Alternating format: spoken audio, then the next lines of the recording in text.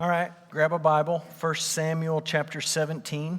At some point tonight, we're going to read most of this chapter. You can follow along in the notes. We will start by checking your lists. I asked you to make a list of the 6 best-known stories from the Old Testament. And so here is my list. The best-known, most familiar, most recognizable stories from the Old Testament, even among people who maybe don't attend church.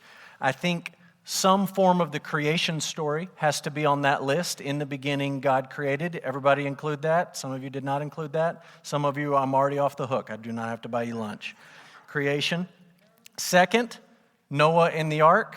You got that one? Of course. Third, we're just going to lump it all together, Moses and the Exodus. There's been so many movies, you got to put that one on the list. People are familiar with that. Number 4, Jonah and the great fish. Everybody got that one? How many of you are still hanging on? Wow. My calendar's going to be full. Daniel and the lion's den. Very nice. And David and Goliath. How many of you got all 6? Some of you? No, nobody? I got 1. Nobody. Wow.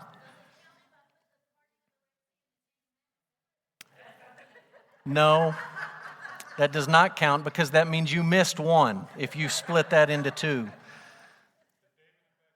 No, sir. No, sir. David and Goliath. I think it's clear that David and Goliath is the most famous story from David's life, and it may be one of the most famous stories from all of the Old Testament. If you grew up in a church home, it's a story that you heard a lot growing up. You hear it when you go to Vacation Bible School at some point. You hear it in children's Sunday school. If you had a children's Bible of any kind when you were little, obviously those Bibles don't include all of the stories from the Old Testament, but that's one of them that they're sure to include, especially in a children's Bible, because it's young David, it's little David who's fighting the battle. You can buy action figures at the Christian bookstore of David and Goliath, which I always found to be a little bit strange. I don't know if you ever bought those for your kids or you have those at your house. We don't buy them at our house. I'm not mad at you if you do buy them. I just think it's strange to buy a Goliath action figure. He curses God when he shows up on the pages of the Scripture. And there he is. You can buy him in the Christian bookstore. Outside of church, the David and Goliath story has taken on a life of its own, and it's entered our cultural vocabulary. And so when you watch the NCAA tournament and you've got all of these basketball teams, big schools and little schools crammed into one big, amazing basketball tournament, at some point you have Duke versus Davidson.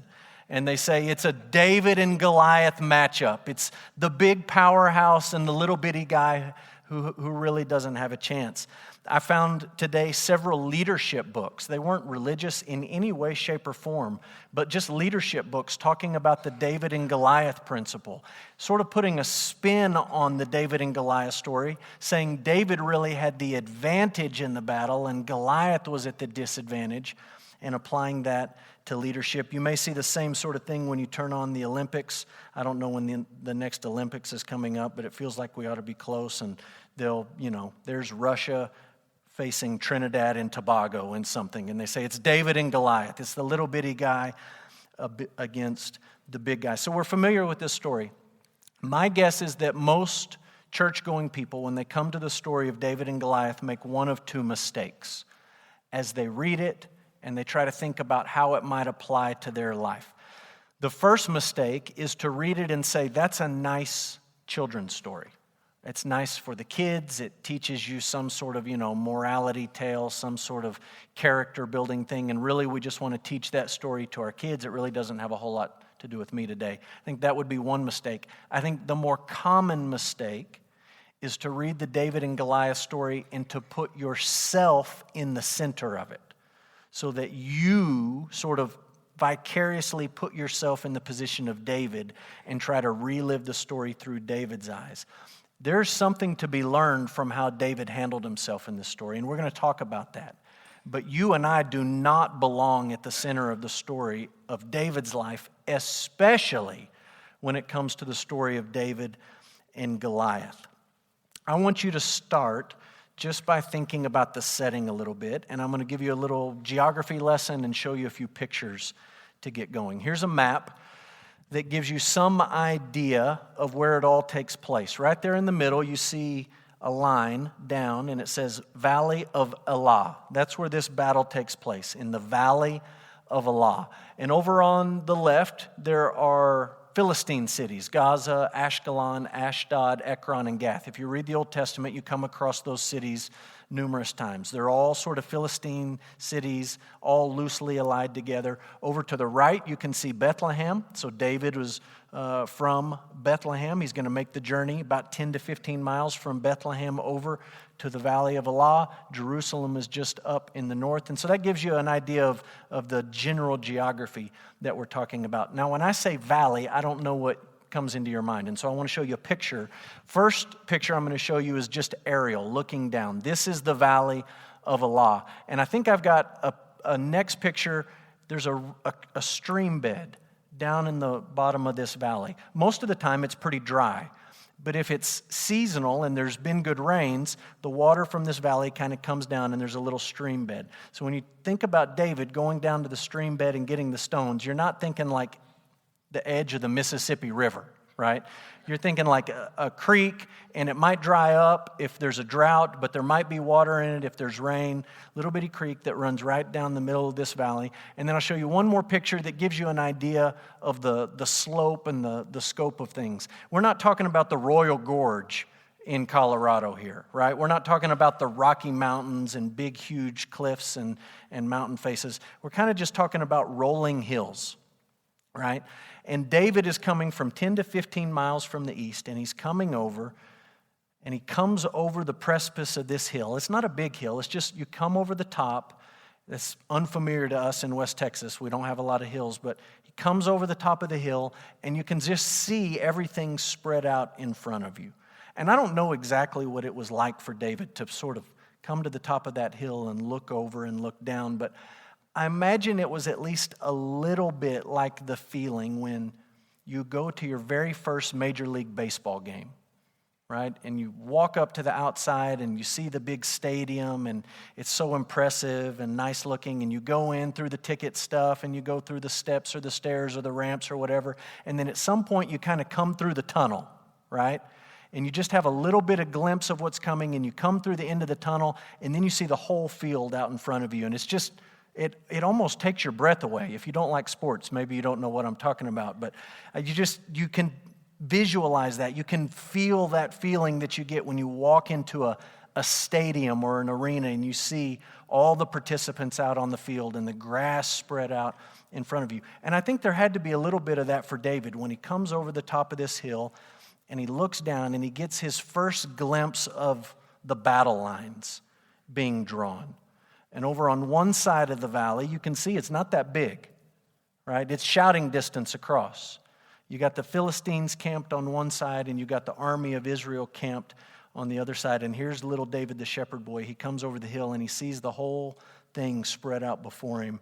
And there's kind of like an aha moment of, this is what happens when the brothers go off to fight in the war. This is what they've been doing. This is what it looks like. This is what it smells like. This is what it sounds like. All of those things going off in David's life and in his mind. I like the way Eugene Peterson describes it. I put this quote, it's a little bit long, but I put it in here just because I think it gives you a feel for what David walks into when he walks over this hill. He says, "My attention is caught and held by this wonderful but improbable scene. David is on his knees at the brook. David kneeling and selecting 5 smooth stones, feeling each one, testing it for balance and size. David out in the middle of the Valley of Elah in full view of 2 armies, Philistine and Israelite, gathered on either side of the valley, kneeling at the brook, exposed and vulnerable. Such a slight figure, this young shepherd, he's so unprotected. The air is heavy with hostility. There isn't a man on either side of the valley who isn't hefting a spear, sharpening a sword, getting ready to kill. The Valley of Elah is a cauldron in which fear and hate and arrogance have been stirred and cooked for weeks into what's now a volatile and lethal brew. And David, seemingly oblivious to the danger, ignoring the spiked forest of spears and the glint of swords, kneels at the brook. The oddness and the improbability of David kneeling at the brook is made even more improbable, if that's possible, by two giants, one on either side of the valley. On the Philistine side, Goliath. On the Israelite side, Saul. Saul wasn't a true giant, but his size was considerable. He stood, we're told, head and shoulders above his countrymen. And that's the scene that we're sort of jumping into in 1 Samuel 17. And so our approach is going to be pretty simple. I want us to read it. When you come to a story like this in the Old Testament, many times it's so familiar to you that you don't ever take the time to actually slow down and read the story and hear all of the details that are there or that aren't there. And so we're going to read most of this chapter tonight. We'll read it in chunks. And I'd like us to begin by reading the first 30 verses. And so you have a Bible, you follow along. I'm going to read 1 Samuel 17, verse 1, all the way to verse 30. I know that's a long stretch, so stick with me. Here we go, David and Goliath. Now the Philistines gathered their armies for battle, and they were gathered at Sakah, which belongs to Judah, and encamped between Sakah and Azekah in Ephes Damim. And Saul and the men of Israel were gathered and encamped in the valley of Elah. And they drew up in the line of battle against the Philistines. And the Philistines stood on the mountain on the one side, and Israel stood on the mountain on the other side, with the valley between them. And there came out from the camp of the Philistines a champion named Goliath of Gath, whose height was 6 cubits and a span. He had a helmet of bronze on his head, and he was armed with a coat of mail, and the weight of the coat was 5,000 shekels of bronze. He had bronze armor on his legs, and a javelin of bronze slung between his shoulders. The shaft of his spear was like a weaver's beam, and his spear's head weighed 600 shekels of iron, and his shield bearer went before him. And he stood, and he shouted to the ranks of Israel, "Why have you come out to draw up for battle? Am I not a Philistine, and are you not servants of Saul? Choose a man for yourselves, and let him come down to me. If he's able to fight with me and kill me, then we will be your servants. But if I prevail against him and kill him, then you shall be our servants and serve us." And the Philistines said, "I defy the ranks of Israel this day. Give me a man that we may fight together." When Saul and all Israel heard these words of the Philistine, they were dismayed and greatly afraid. Now David was the son of an Ephrathite of Bethlehem in Judah named Jesse, who had 8 sons. In the days of Saul, the man was already old and advanced in years. The 3 oldest sons of Jesse had followed Saul to the battle, and the names of his 3 sons who went to the battle were Eliab the firstborn, and next to him Abinadab, and the third Shammah. David was the youngest. The 3 eldest followed Saul. But David went back and forth from Saul to feed his father's sheep at Bethlehem. For 40 days the Philistine came forward and took his stand, morning and evening. Jesse said to David his son, "Take for your brothers an ephah of this parched grain and these 10 loaves, and carry them quickly to the camp to your brothers. Also take these 10 cheeses to the commander of their 1,000. See if your brothers are well, and bring some token from them." Now Saul and they and all the men of Israel were in the valley of Elah fighting with the Philistines. And David rose early in the morning. He left his sheep with a keeper, took the provisions, and went, as Jesse had commanded him.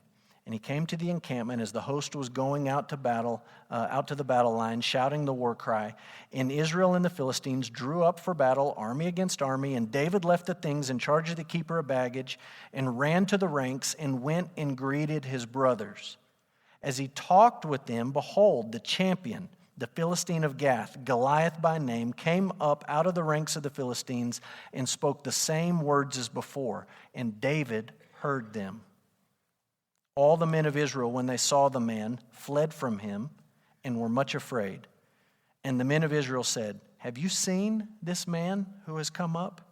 Surely he has come up to defy Israel, and the king will enrich the man who kills him with great riches, and will give him his daughter and make his father's house free in Israel." And David said to the men who stood by him, "What shall be done for the man who kills this Philistine and takes away the reproach from Israel? For who is this uncircumcised Philistine that he should defy the armies of the living God." And the people answered him in the same way, "So shall it be done to the man who kills him." Now Eliab, his eldest brother, heard when he spoke to the men, and Eliab's anger was kindled against David, and he said, "Why have you come down?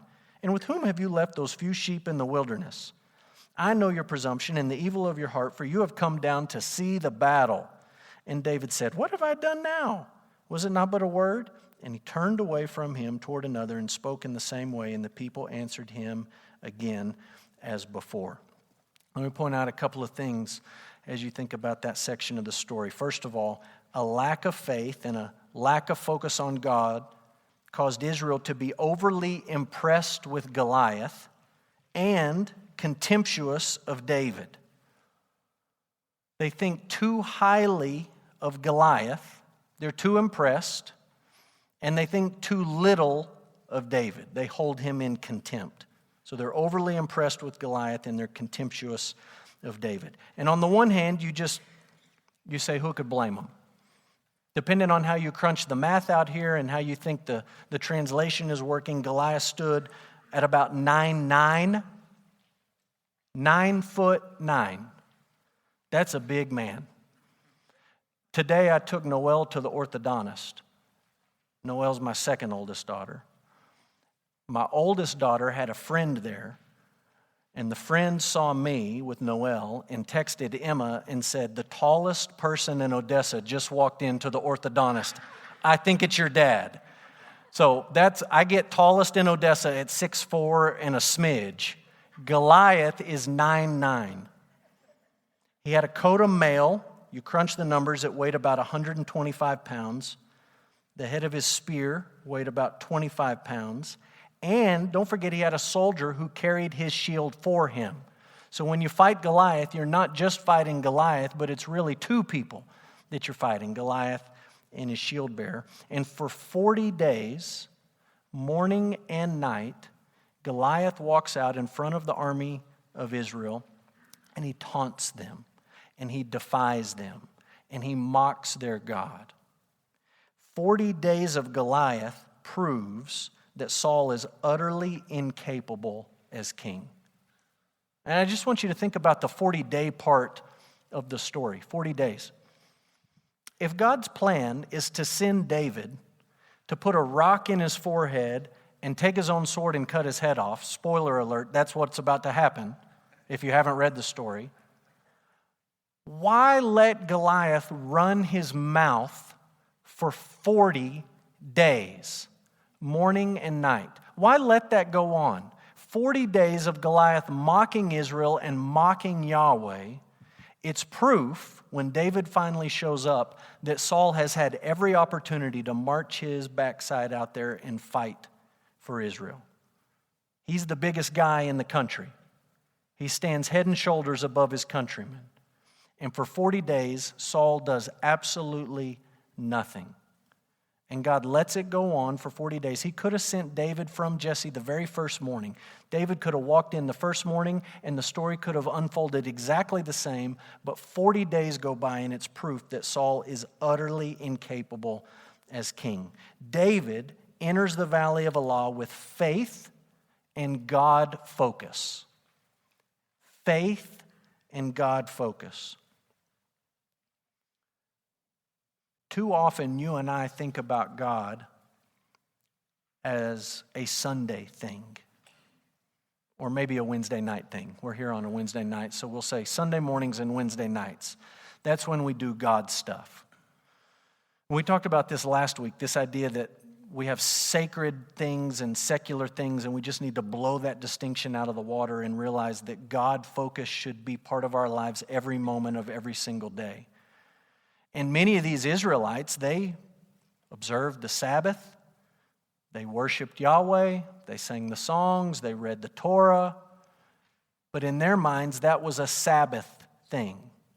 That was the spiritual aspect of life. This was fighting. This was the military. This was grit and blood and guts and muscle and iron and swords and weapons. It was secular stuff, and God didn't have anything to do with that. David comes over the hilltop, and in David's mind, God has something to do with every area of his life. And he doesn't segregate that out to the Sabbath only, or to singing songs only, or reading the Torah only. David looks at this Philistine, and in his mind, God is part of this whole equation. No one else is thinking about God in any way, shape, or form. David walks in thinking about God, and he hears Goliath cursing the Lord. This is just a little bit of sanctified speculation, but that may have been the very first time David heard anyone curse the Lord and mock the Lord out loud. Can you remember the first time you heard somebody use profane language and mock the Lord? I don't know if you can think about that moment.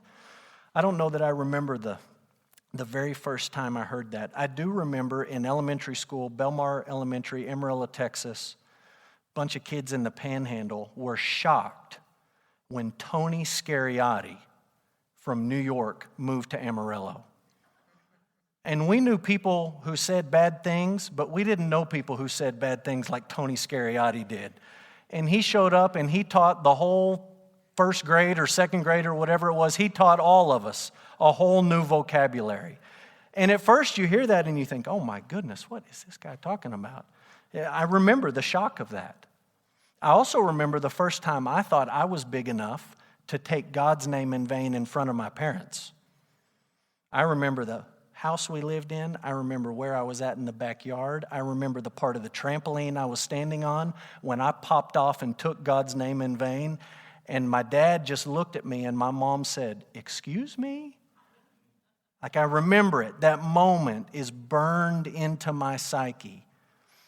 David didn't have Netflix to turn on and listen to all the garbage. He didn't have iTunes or Spotify to stream music and download music and listen to filth on all of that. He didn't have social media to get on and see people saying things that were mocking toward Yahweh. There wasn't a lot of intercultural sort of rubbing of shoulders with Israelite and Philistine people. These folks tended to keep to themselves. This may have been the very first time in David's life when he walks over the hill and he hears Goliath calling everyone out, that he hears somebody mocking Yahweh or his people. What about all the other soldiers who heard the same thing? I imagine the first time that Goliath came out and said it, it really bothered him. And then I bet when he came out that evening on the first day and said the same thing, they thought, oh, here we go again, same old thing. And then when he came out the second morning and gave the same speech, they thought, yeah, we've heard this. And by evening on the second night, they were used to it. Didn't even bother them. David walks in, faith in Yahweh, focus on Yahweh. He hears this man mocking the Lord and mocking his people. And I think David's mind probably goes to the Torah. Leviticus 24:16 says this. I'll put it up on the screen for you. Whoever blasphemes the name of the Lord shall surely be put to death. All the congregation shall stone him. The sojourner as well as the native, when he blasphemes the name, he shall be put to death. David hears it and he says, why haven't we stoned this guy yet? Why haven't y'all done anything? Everyone else has just kind of gotten used to it. David is not used to it. He clearly sees who the enemy here is, and he sees who the enemy isn't. Because there he is asking questions, what's going on? What's Saul going to do? Why is this being allowed to happen? And Big Brother comes over. Maybe Big Brother was the first person that David heard curse. I don't know. But Big Brother comes over and he tells David, get out of here, you're a runt, go back to the sheep, no one cares about you, you're just in the way, you're going to get hurt. He's angry with David. And David could have very easily shifted focus and thought, you know what, Eliab, I think I'm big enough to take you on now. And you and I know if he's big enough to take on Goliath, he can surely handle Eliab. But he doesn't bother with Eliab. He knows who the enemy is. He knows who the enemy is not. Look at 1 Samuel 17, verse 31. We're going to read to verse 40. When the words that David spoke were heard, they repeated them before Saul, and he sent for him. And David said to Saul, "Let no man's heart fail because of him. Your servant will go and fight with this Philistine." And Saul said to David, "You are not able to go against the Philistine to fight with him. You are but a youth. He has been a man of war from his youth." David said to Saul, "Your servant used to keep sheep for his father." And we talked about this recently.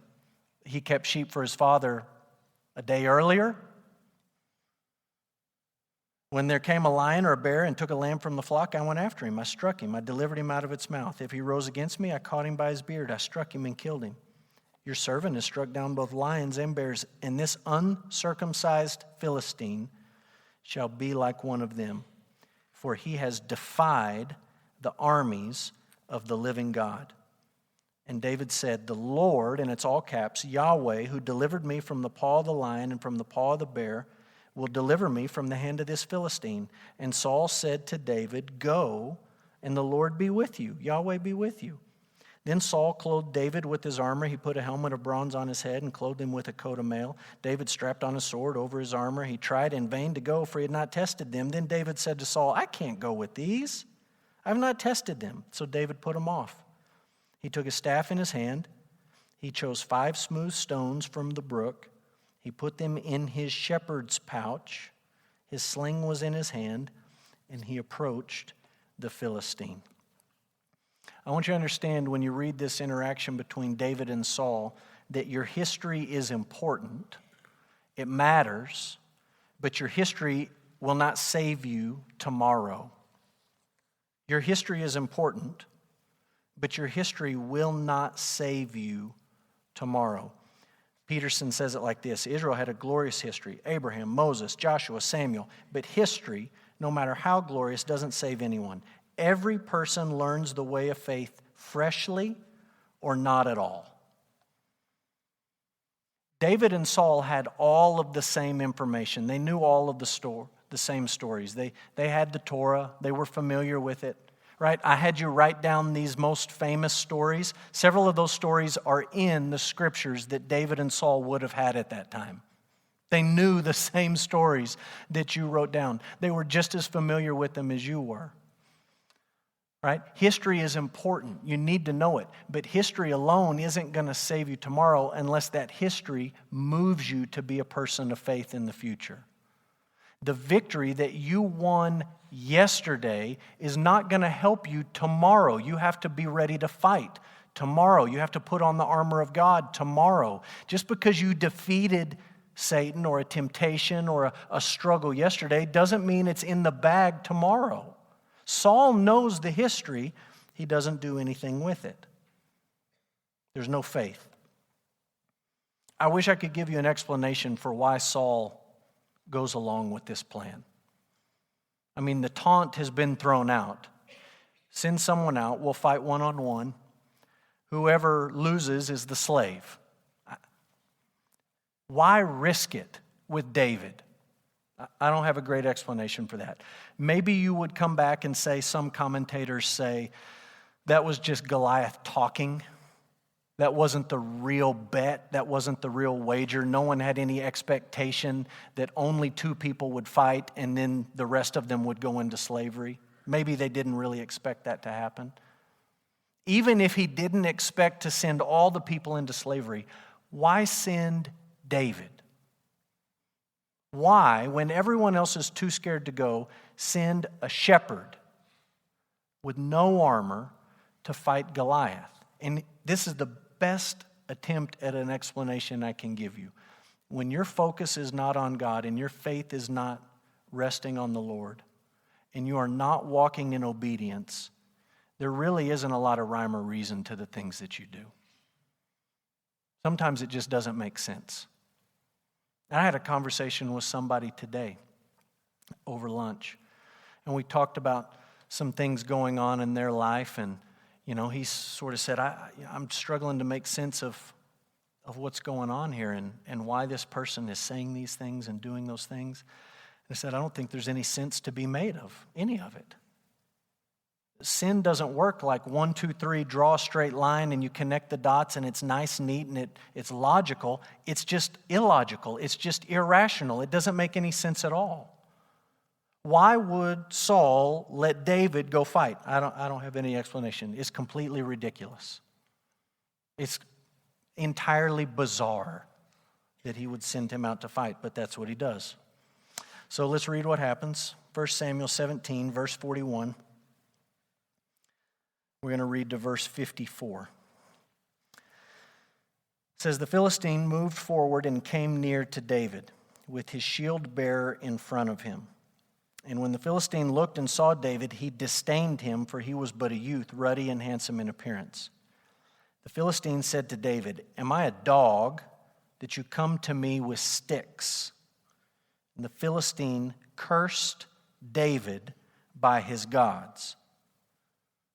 The Philistine said to David, 'Come to me, and I will give your flesh to the birds of the air and to the beasts of the field.' Then David said to the Philistine, 'You come to me with a sword, with a spear, with a javelin, but I come to you in the name of the Lord of hosts, the God of the armies of Israel, whom you have defied. This day the Lord will deliver you into my hand, and I will strike you down and cut off your head. And I will give the dead bodies of the host of the Philistines this day to the birds of the air, to the wild beasts of the earth, that all the earth may know that there is a God in Israel, and that all this assembly may know that the Lord saves not with sword or spear, for the battle is the Lord's, and he will give you into our hand.' When the Philistine arose and came and drew near to meet David, David ran quickly toward the battle line to meet the Philistine, and David put his hand in his bag. He took out a stone and slung it and struck the Philistine on his forehead. The stone sank into his forehead, and he fell on his face to the ground. So David prevailed over the Philistine with a sling and with a stone, and he struck the Philistine and killed him. There was no sword in the hand of David. Then David ran over, stood over the Philistine, and took his sword and drew it out of its sheath and killed him and cut off his head with it. When the Philistines saw that their champion was dead, they fled. And the men of Israel and Judah rose with a shout and pursued the Philistines as far as Gath and the gates of Ekron, so that the wounded Philistines fell on the way from Sharim as far as Gath and Ekron. And the people of Israel came back from chasing the Philistines, and they plundered their camp. David took the head of the Philistine and brought it to Jerusalem, but he put his armor in his tent."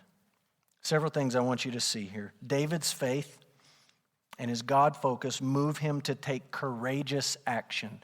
There is no question when you read this story that David displays guts or courage or moxie or whatever you want to call it. He has it on full display. And none of it rests in him. It all rests in Yahweh. This is his God focus. This is his faith in the Lord. Robert Bergen says it like this in his commentary. Easily the most beloved story in 1 and 2 Samuel is the account of David killing Goliath. But the biblical narrative is not primarily a story about human courage and effort.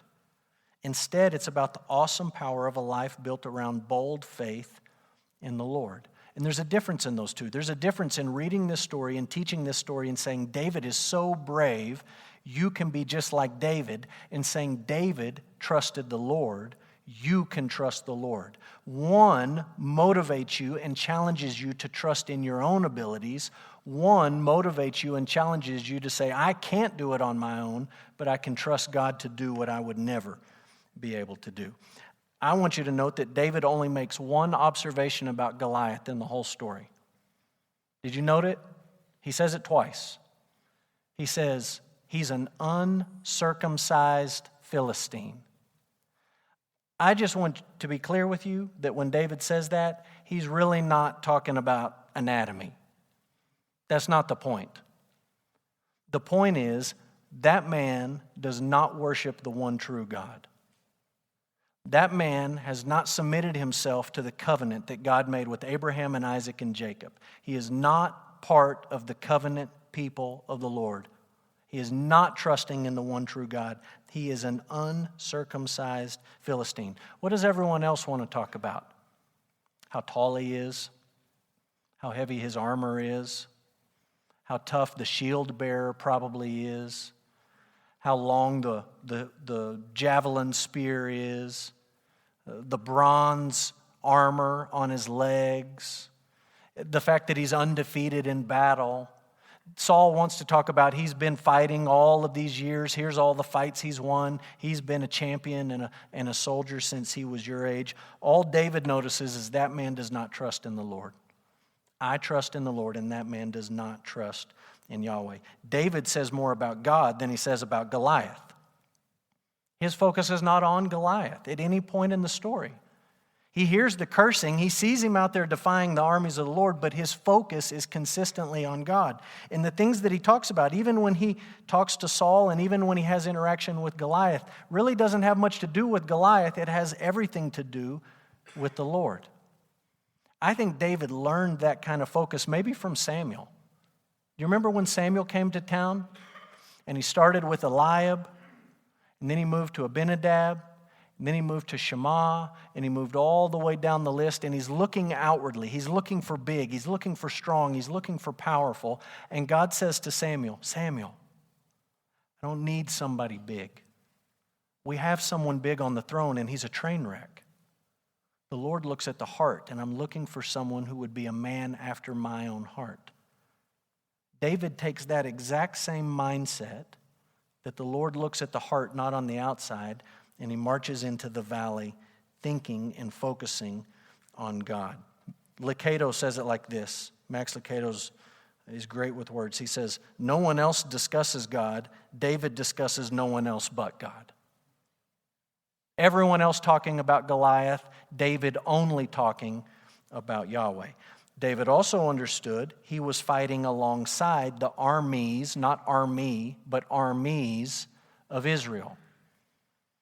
And that's in the text several times. I tried to emphasize it as we read through the story. There was a Philistine army and there was an Israelite army, and David keeps saying, I'm with the armies of the Lord. And it's this idea you see later with the prophets that there is a visible army fighting for the Lord in the Old Testament, and there is an invisible army fighting with Israel in the Old Testament. And David walks into this scene, everyone else focusing on the Philistines and Goliath, David focusing on Yahweh and things that cannot be seen. David's pointing you to Jesus. This is the most important part of the David and Goliath story. David is not simply giving you a model of how to be courageous. He's giving you a picture of what Jesus would do for his people. David battling the enemy of Israel is a picture of Jesus battling the enemy of God's people. There's a parallel here that you can't miss. And if you only get to the part of the story and in applying it where you say, be like David, be courageous, have faith, trust the Lord, you miss the most important part of the story, which is David pointing you to Jesus. Just like David, Jesus represented his people. And this is a biblical theme from beginning to end. The Bible says that in the beginning, God creates man and woman, and Adam in the garden is our representative. Paul explains this perfectly in Romans 5. Adam was our representative. What he did in the garden counted for us. His victory would have been our victory, and his failure became our failure. It's so close, this level of representation, that Paul says when Adam sinned, we sinned. We fell with him. His action had direct consequence on you and me and every person born from his line. Adam was our representative. Here in the valley, David is representing the people. Saul had 40 days to go out and fight as the representative, and he completely took a pass. David comes over the hill, he hears everything, he sees everything, and he says, I'll stand for the people. If you and I are like anybody in the story, it's probably not David, it's probably the Israelites and Saul who were terrified, refusing to go out and fight, needing someone to go out on our behalf. That's who we are in the story. And David is giving you a picture of what Jesus does. In the wilderness and on the cross, Jesus represents his people in his obedience and in his death. So let me just give you some of the parallels here. It's such a beautiful thing to see side by side.